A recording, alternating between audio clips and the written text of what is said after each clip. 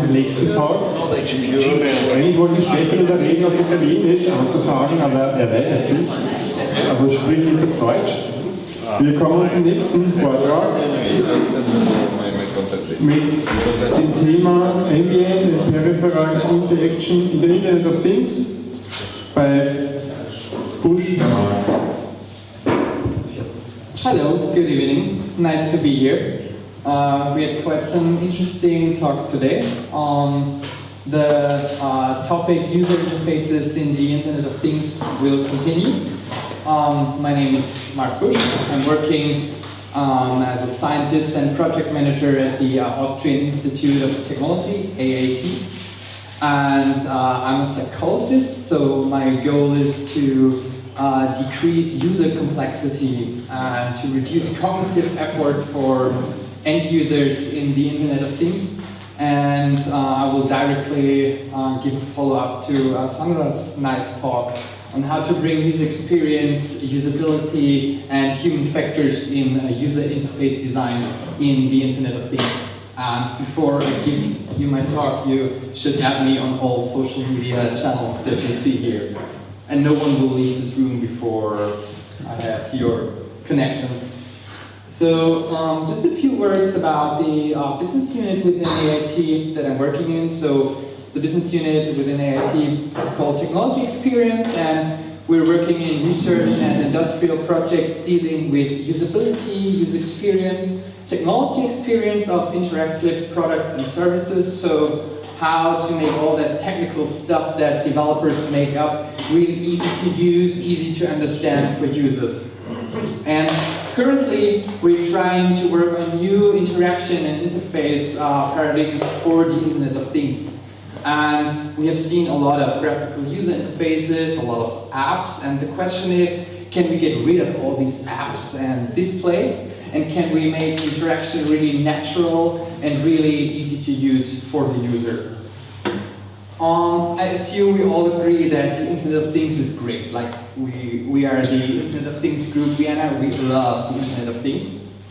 It gives us nearly unlimited possibilities for services and products. So just to name some, the quantified self movement, where you can quantify everything. What you eat, how much steps you take, how many calories you take in a day. You can keep track of that, you can visualize that, and nowadays you can also quantify your baby. So there are some smart wearable clothing for baby where parents can monitor how good is the sleep of their baby, if the baby lies on the back or on the belly, and so on. For Industry 4.0 and the whole automation scene, the Internet of Things gives the possibility to make a really easy maintenance task where an engineer can help another engineer that is in a remote place, for example, via these nice augmented reality apps where engineers can point to the parts of the machine that need repair and so on. For smart medicine, the Internet of Things offers possibility to collect big data, just to have that buzzword in here, to see how effective some new medicine is, or if there are some interaction with other medicine. And I believe the Internet of Things can also help us here really good.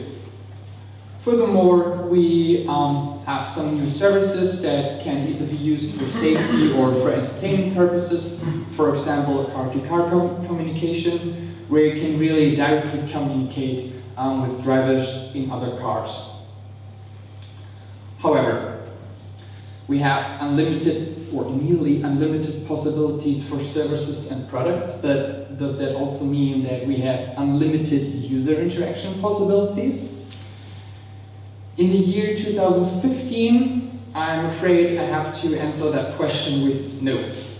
So the predominant paradigm in the Internet of Things is heavily display-based. So whenever we have a service within the Internet of Things, or a service that is enabled by the Internet of Things, that is supposed to be used by end users, we have a display. Maybe not such an ugly display as we have here, but we have a display. And whenever we have a service, someone comes up with a platform or an app. So please don't do any apps or platforms. We don't need any more apps. Who needs another app for something? Hands up. Okay, no, I feel the same. To be fair, displays and apps are not the problem itself. It's more the design of the displays and apps. And I'm sure Sandra agrees with me that most displays and apps are not really usable and are not focused towards the end users. So we try to reduce cognitive effort that a user has to spend when interacting with the app.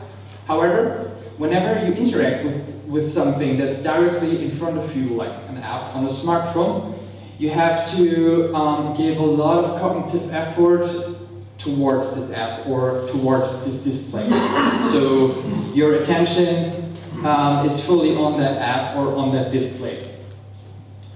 But if we look how human information processing and cognitive processes itself work, we have like roughly 3 areas. We have the information intake over our senses, so mostly the eyes or our ears. And from a psychology point of view, what I will say now is not 100% true, but like we can assume that the amount of information that you can intake via our senses is more or less unlimited, or you will never reach the limit of information intake like over our senses. And the same is true for what we call long-term memory. So psychologists assume that the long-term memory is an unlimited space. So whenever you process an information, you will never forget that information. You're just not able to retrieve that information in the moment you want to retrieve it. The crucial process within our brain is what we call working memory. So it's the process when we get new information and we have to think about it, even just for a moment. But when you look at an app, you shortly have to think about what is there a new information, is there a notification, and we have to put the information in the context, maybe retrieve some information from long-term memory to make sense of the information, because humans are trying to make sense out of everything that they receive. So the working memory is the limiting factor here. And when we receive too much information at a time, our working memory metaphorically explodes. There's like a natural border that prevents us that we can intake too many information, and some researchers say we can process 5 to 7 semantic items, or let's say bullet points at a time. The problem is that too much information intake and an overload of the working memory can lead to what we call technostress. Technostress is not a real disease as doctors would diagnose it, but it's more like an umbrella term for a lot of symptoms or syndromes that are caused by technology overload. So too much information caused by too much technology, and it can have severe consequences such as anxiety, headaches, or it can even result in more serious complications such as cardiovascular diseases. However, we have a solution for it, or the IOT is trying to work on a solution for it, and the solution is called ambient and peripheral interaction. What is ambient and peripheral interaction? So just a short definition. Ambient displays are abstract and at the same time aesthetic, portraying most of the time non-critical or critical information. In the periphery, of a user's attention in contrast to the center of attention. So it's all about information processing via user interfaces and, let's say, displays that are not directly in front of you, but embedded in the environment around you. And when I say embedded in the environment around you, I think this could also be another definition for the Internet of Things. So smart, interconnected environments with which you can interact. Peripheral displays is sometimes used as a synonym for ambient displays. And peripheral displays are displays that show information that a person is aware of. So the awareness of a user is a crucial factor here, but not focused on. An example. So the way I and the IOT envision it is that the user interface moves away from the center of attention, so we don't have a smartphone anymore between us, to the periphery. Use the environment, use everything that the environment offers as a user interface. How can we do that? So in science we are dividing roughly three or four transition stages of interaction. So in this case we have a display, and when we have private or direct interaction, you're directly standing in front of a display, retrieving information, interacting with the information, and really interacting with it so the display is in the center of your attention. If you literally take a step back, you go to subtle interaction. And when you want to implicitly or subtly interact with a display, you're just providing a cue to the display. So imagine you're standing in front of the display, but you're talking to someone about the weather, and you're wondering what will the weather be like tomorrow. So you could choose to ignore the person in front of you, go to the display and make some input, like request what the weather is like. But imagine that some intelligent function within the display would hear your conversation, and you would just give an implicit cue to the display. So you're just like turning a bit around to the display, and the display would know what information you like. And in this moment, when you are turning towards the display would show you what the weather would be tomorrow. And an ambient display even goes further. So you're not standing directly in front of the display, but maybe you're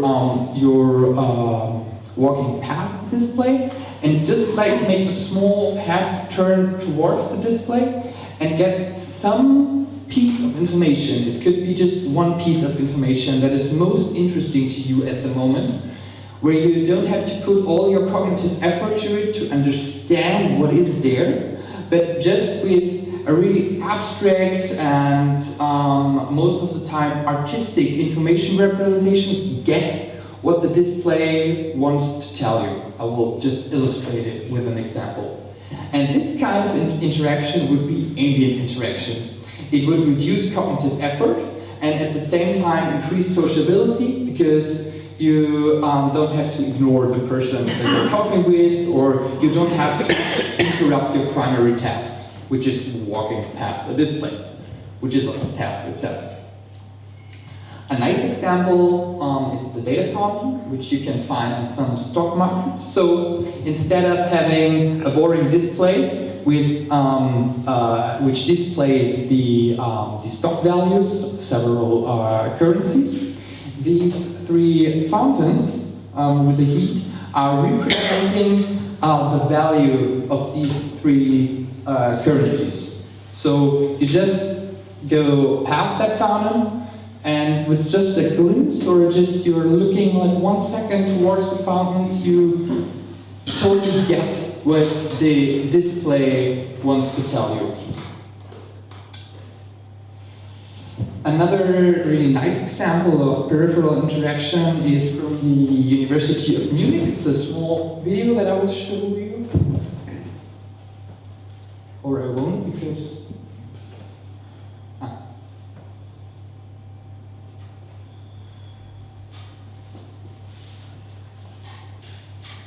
So this is for office workers.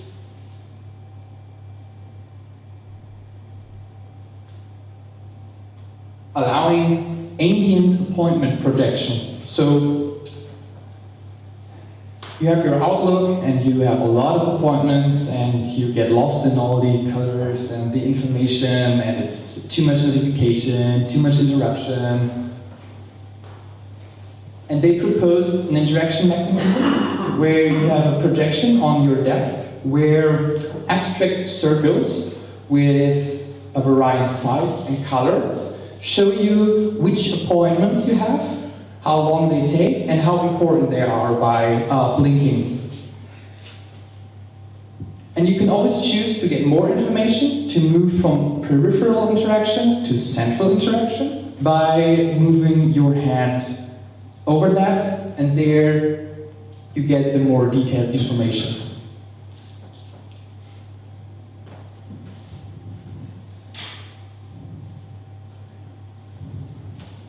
Okay, I just have to close that.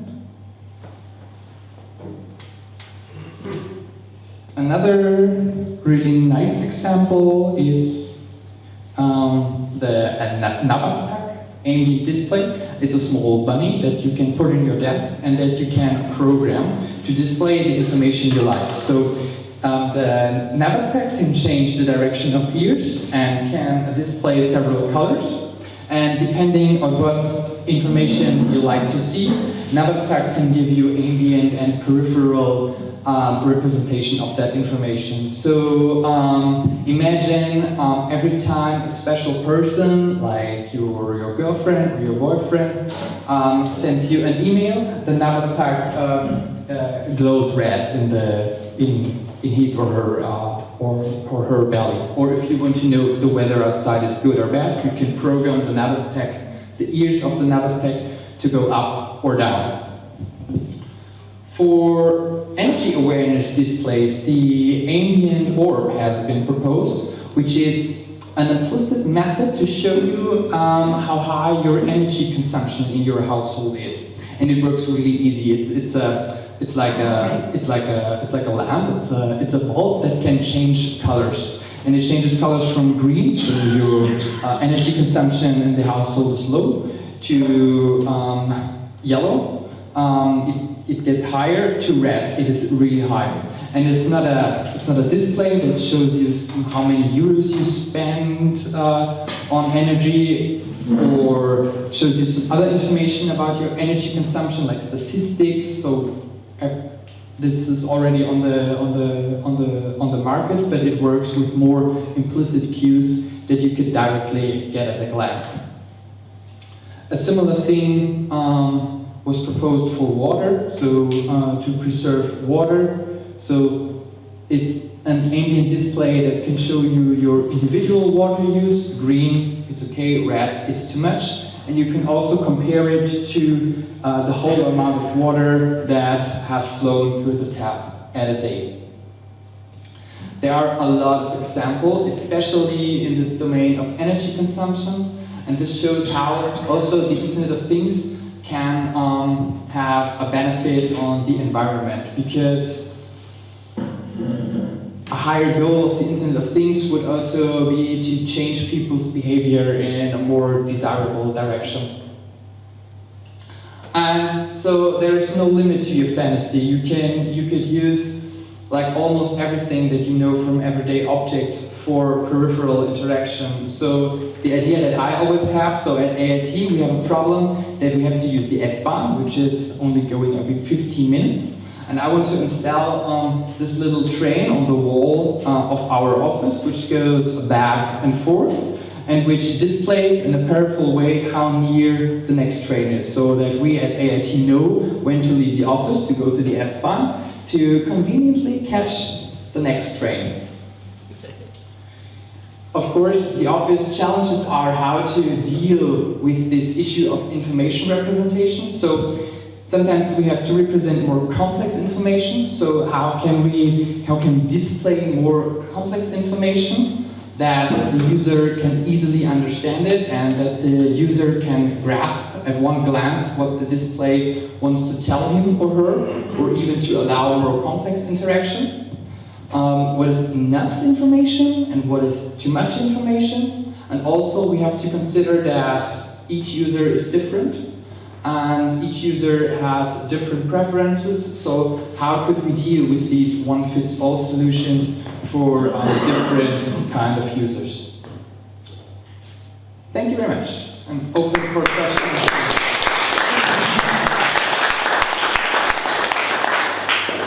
How do you, for me it's basically a linking between information that you want to present Yes. and some kind of color or form or what substance, whatever. And is there also something in the research that's kind of common usage? Because for me, the red value of the, I would have to learn it. So, and everybody has another conception what the red value of the body is like. So. Yeah. Very good point. So you're talking about the learning curve. So some people might instantly know what a red bulb is telling, and some people might instantly know what a green bulb is telling. But the point is that the learning process is part of the peripheral display. So when I would put this ambient orb into your home, maybe you would like change your energy use over the whole day. And if I would not tell you what the ambient orb is representing, the question is, how long would it take for you to make the connection between energy use and the change of color of the ambient orb? And the implicit hypothesis is that this learning process itself might change your behavior. So you would try to play a little game and try to change the color of the ambient orb. Okay, now I can rephrase my question. Is the learning process meant to be implicit or explicit? You are free to choose. So it's is there a way to the answer is user research. So it depends. The answer is always user research, right? So ask the users, or you have to determine what kind of Internet Things service you want to offer, and then you have to see if it's worth a long learning process. Is the learning process itself useful? Or should it be really easy to grasp? And from the user research on, you can define your goal, and your goal will tell you if there has to be a more implicit learning process, or if you have to tell the user, okay, this is meant to be this, and this is meant to be this. In research, it's more like the learning process is a wanted thing. So there are some applications that are, for example, interactive pictures on the wall with just still pictures that change over the day. And when people go by, researchers like people to have a look at it and just implicitly learn what changes in the picture and connect it to the real world. Because from a psychology point of view, learning processes are only useful when users are intrinsically motivated to get the reason out of the learning process, or the reason out of behavior that they have to perform. But that differs if you're designing an Internet of Things application for a leisure context or for a business context. When you are in a business domain and you want to offer a service for experts, or a ticket booking service via a peripheral display, I suppose you would annoy your users if they first have to learn over a day how this process works. Well, most of the things we use, even if an app is designed that we all say it's user-friendly and intuitive, it takes a lot of predefined things that we have to have in mind before. Yeah. Because we are used to cell phones for 10 years now. So we educated to use those things. Yeah. And the things you have learned here to use those things doesn't work in other countries, for example. For me, for example, it would be, I don't know, my mirror in the bathroom showing just a signal of the sun or a raindrops, and so that would be intuitive for me. We are not, like, we are used to app-based or display-based interaction, so we are not yet used to ambient and peripheral interaction. That will like come in maybe 5 years when the first ambient and peripheral user interfaces are market ready, and when we can go to the mass market, and then we will see if users are able to change. So that's why I say no more apps or platforms. Just go into peripheral interaction. Yes. Mark, you have shown us a lot of examples how to present information to the user using your ambient peripheral interface. Yes. Interfaces commonly are used for interaction. So how you want to use it for the action of the user?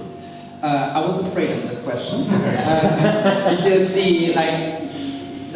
the research and development in the ambient domain is really focused on feedback, and like the easy answer would be gestures, like invent gestures. Which can be recognized by sensors or some things like Microsoft Kinect, where you can interact with something. So we have it in like these smart homes models, where you can change the light by just like interacting with a gesture. But this does not really work at the moment. So my point of view, it doesn't work because when Microsoft has presented Windows 8 the first time for the tabs, the first thing I've noticed is that you have to learn 10 different gestures to do things. Yes. So the same problem that Yes. you have mentioned. Do you know Alexa from Amazon? No. It's a little box you put into your living room, and it has a mic who record everything you say in your room. And Alexa has also the possibility to speak to you. Yeah. So like at Star Trek, you can enter the room and tell Alexa, please tell me when the bus will arrive. Alexa, how do I spell institute? Yeah. And Alexa will answer it. Yeah. And Alexa will survive what you're doing, and like the little man on your shoulder, tell you the information you need. I found it was a really interesting concept. But does it work? Like in my It works. It's coupled with an essay. like in my experience, like we have a lot of projects with voice interaction, especially with elderly people in this ambient assisted living domain. And like in my experience, it doesn't really work for all people. It does work for really techie people that know like what are the buzzwords that these voice interaction systems can recognize. But like for normal people, it's the same to learn a special language. Yes. To interact with the system. But programming language. Except using gestures or every other kind of kinetic information. Yes. I can use also acoustic information. Voice. For instance. Sure. Or like another really easy way would be over gaze. So there are really cheap eye tracking systems on the market at the moment, where you can interact just with gaze, where you can swipe through displays just by looking at it, just by moving your eyes. I don't know what's about reading your mind. It does not work yet, but we are working on it. Yes. I want to give an example and then I have a question about peripheral. I worked with a company that developed communication systems for police and special forces, and they were so proud about their latest codec which reduced noise and so on, and they got the feedback from the command and control center.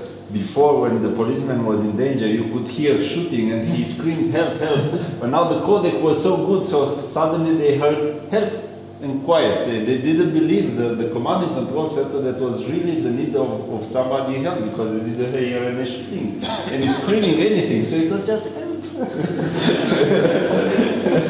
So they degraded the codec to give some reality to the guys.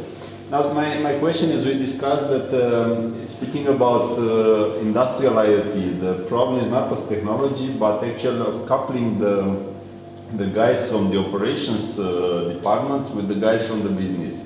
Yeah. Do you have some examples or some suggestions how to use such ambiental information to bring people from different groups together. Because I believe this is the greatest change. As I said, you have the production guys who have the PLCs and so on, you have the business guys with the SAPs and so on, and they should come together. Do you have any idea how to bring them? Force them.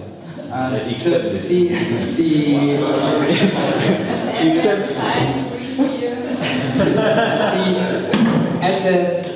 At the moment, there is a lot of research and development going on in cooperative and social ambient and peripheral displays.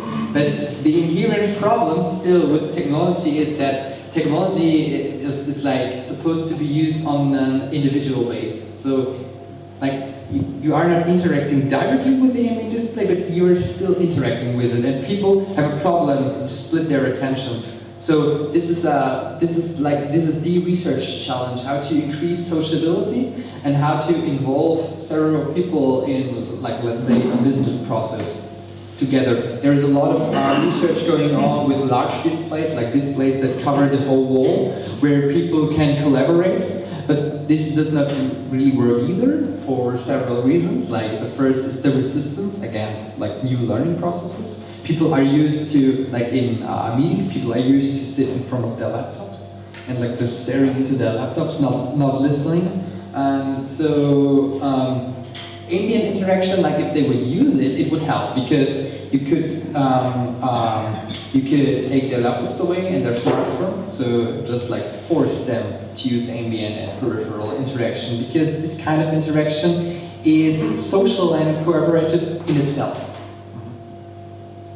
So my answer would be, just use ambient and peripheral interaction, and cooperation will follow. Yes. You were motivating this ambient technology with people having less techno stress. Yes. Do you also see, like, the downside that when, like, wherever you go, there's an ambient display trying to tell you something? Is there any, like, long-term study about that? No, not yet. But, like, I would prefer ambient displays everywhere and no smartphones anymore, because now what you see is everybody's looking at a smartphone, like, in their own bubble. And ambient displays could bring people together. You could also use them, like, for dating purposes. Like, whenever you're in a place where there are a lot of singles, you could try to match singles. Like show, display pictures of two people that would fit good together, and, like, offer them a voucher for a coffee and bagel place nearby. Well, maybe in Are you talking about Facebook? Huh? Are you talking about Facebook? Facebook, yes, or Tinder. Well, maybe in the future you have to move your body in the environment. You will stay in an enclosure, yes, like Matrix, and only your mind is interacting with the system and moving in the world. No, that's not true, because you're wearing an Oculus Rift, so you won't have to see other people anymore, which is, like, a desirable goal, right? If I were a business person which invested a lot of money in foreign currencies, and if I see these water springs flowing up, and I know that one difference of 1 centimeter means that I will lose or win $10 million, I will be a very, very nervous person looking at these water springs. You would have to invent a more fine-grained phantom. So it doesn't have to be that fuzzy, but it would have to be more focused. Of course, you would still have to look that up on a display. There's not yet a solution to it. It's just like, as I said, it's a start. Like, currently, there are a lot of research projects going on in the ambient and peripheral interaction domain, and the first, like, real market-ready systems will be there in 3 to 5 years. I have a question. Is this more about triggering people doing something? So because it's peripheral? Mm-hmm. Yeah, so because my main task is something else. I'm walking along the street, or I'm doing something else, Mm-hmm. and suddenly I see a glimpse somewhere and something bouncing or so, Mm-hmm. and it grabs my attention. Is it more that way? No, it's the other way. So you have the feeling that you want something, and then you just give an implicit cue to the environment. And the cue, the Internet of Things is everywhere, and the Internet of Things is perfectly intelligent, so the environment knows that you want something. So you're not going and seeing something inside of your eye, but instead you're going and just turning around because you want something. Okay. You're like, you do the first thing, you are the trigger. Okay. Users are in the center always. I have a question, so I'm just curious if somebody knows what is the latest research in the Internet of Minds, like really connecting the mind to something. I heard that some English guys, they managed to put a bionic eye which was connected to the brain, so it was an artificial eye and connected to the nerves, and the guy could really see. I read somewhere in a newspaper. Because I believe this is the real next step of connections. Like in my experience, all the projects with these brain-computer interfaces failed because we're not yet at the moment where we can really understand the human brain. Like we have all these brain imaging techniques, but it only shows us like human readable or human processable information about the brain, but it does not show us how the brain works. So I think we will get to that mind reading as soon as we really understand how the human brains and the neurophysiological underpinnings of the human brain works. That's so clever.